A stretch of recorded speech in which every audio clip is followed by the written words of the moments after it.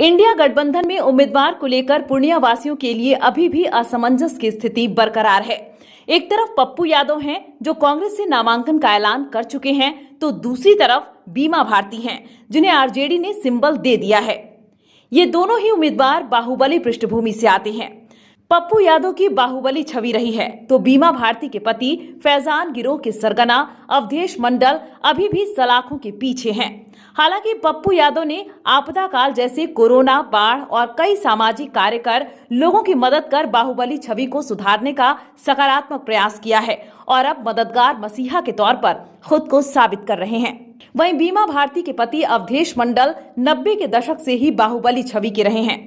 जब बीमा भारती पहली बार 2000 में निर्दलीय विधानसभा चुनाव जीती थी, उस वक्त भी रुपौली और आसपास के क्षेत्र में फैजान गिरोह के सरगना अवधेश मंडल की तूती बोलती थी।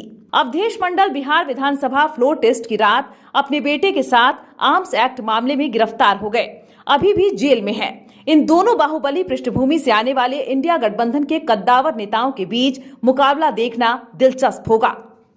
मुस्लिम यादव समीकरण की परिभाषा लालू यादव ने बिहार की राजनीति में चरितार्थ कर दी है।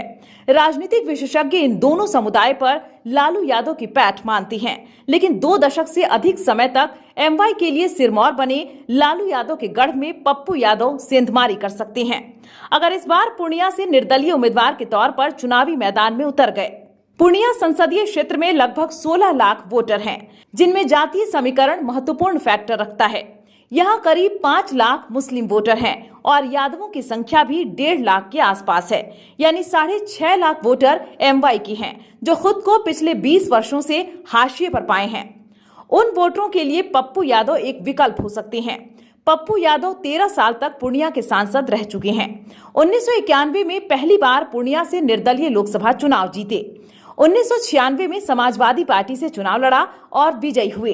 तीसरी बार भी 1999 में उन्होंने पूर्णिया से निर्दलीय चुनाव लड़ा और जीत हासिल की। पूर्णिया के सांसद रह चुके पप्पू यादव पिछले 1 वर्ष से लगातार इस लोकसभा क्षेत्र में भ्रमण कर रहे हैं। पप्पू यादव 8 लाख लोगों तक सीधा पहुंचने का दावा कर रहे हैं। ऐसे में 40% वोट में पप्पू यादव ने सेंधमारी कर जिले के आधा वोटर को अपने पाले में डाल लिया है। इस दावे के बाद पूर्णिया संसदीय क्षेत्र में चुनावी गणित दिलचस्प होना तय है। जदयू से बागी बीमा भारती भी इस लोकसभा चुनाव में नीतीश कुमार और एनडीए का खेल बिगाड़ सकती हैं। बीमा भारती पूर्णिया की रुपौली विधानसभा से 5 बार विधायक रही हैं। नीतीश सरकार में मंत्री भी रही हैं। रुपौली में बीमा भारती का अपना दबदबा है। चाहे जिस भी सिंबल से बीमा भारती उम्मीदवार रही हैं, वोटर बीमा भारती के नाम पर वोट देते आए हैं। फिर चाहे 2000 में निर्दलीय हो या फिर आरजेडी के टिकट पर विधायक बनी हो और जेडीयू से मंत्री बनने तक यहाँ के वोट बीमा भारती के नाम पर ही पड़े हैं। ऐसे में लाखों वोटरों वाले इस विधानसभा का वोट बीमा भारती को मिलना लगभग तय है। ये सारे वोट वही होंगे जो पहले जेडीयू या एनडीए के होते थे। ऐसे में एनडीए से जेडीयू उम्मीदवार संतोष कुशवाहा के वोट इस क्षेत्र में कटना तय माना जा रहा है। रुपौली के आसपास के इलाके भी बीमा भारती से प्रभावित हैं। आंकड़ों के हिसाब से पूर्णिया में त्रिकोणीय मुकाबला होना तय है।